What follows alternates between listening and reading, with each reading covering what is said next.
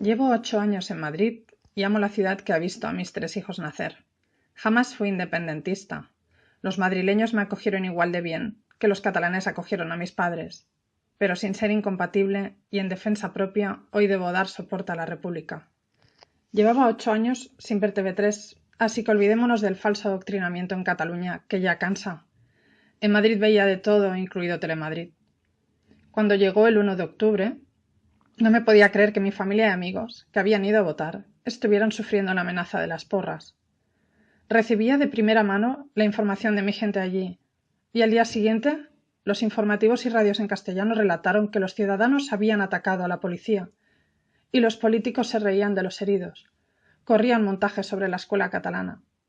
Así que allí fue cuando empecé a darme cuenta de que sí me estaban intentando manipular los medios, pero eran los de fuera de Cataluña. Era una campaña de desprestigio en toda regla. A la semana, una amiga con su coro venía a Madrid. Iban a hacer un concierto benéfico para recaudar fondos para un madrileño. Hacía pocos días del 1 de octubre. Y tenían incertidumbre por cómo sería la situación aquí. Llegaron, actuaron, recogieron fondos. Bajó del escenario, la abracé y me explicó el horror del 1 de octubre. No lo entiendo. Para el que aún no lo sepa, los independentistas no son ningún grupo aislado y lobotomizado. Son personas mayoritariamente de gran calidad humana, muy informados e increíblemente solidarios, entre otras virtudes.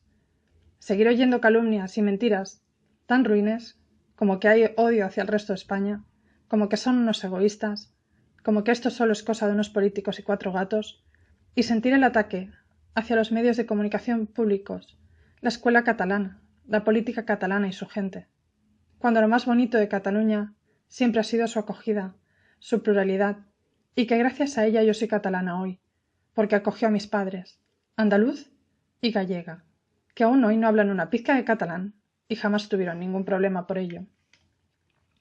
Quiero a España, todas sus ciudades y pueblos. Amo a su gente, pero jamás perdonaré al gobierno que vino a golpear a mi gente ni a lo vitorearon. Jamás perdonaré a quien está privando de libertad a gente pacífica y que con ello castiga a millones de personas. Se persigue a profesores, gente de la calle que tuitea, que se queja por Facebook, se reprimen las ideas y su expresión, se quiere arrasar todo lo más precioso y maravilloso que tenemos, y se está intentando con ganas. Cuando alguien siga criticando la actuación de los representantes legítimos del Parlamento, les pediría que se preguntasen, ¿qué líder de PP, PSC o Ciudadanos, decidme solo uno, sería capaz de arriesgarse a ir a prisión por seguir el mandato de un pueblo? ¿Quién de ellos? Y cuando alguien hable de la poca valentía por la gente que está ahora en el exilio, que se pregunten si ellos son valientes, porque en realidad tienen detrás al gobierno central, al rey, al ejército, toda la policía y todos los medios de comunicación. ¿Es eso valentía? ¿No es valentía defender lo que uno cree con todo ello en contra? Despierta, gente de España. Tienes que encontrar tu fuerza.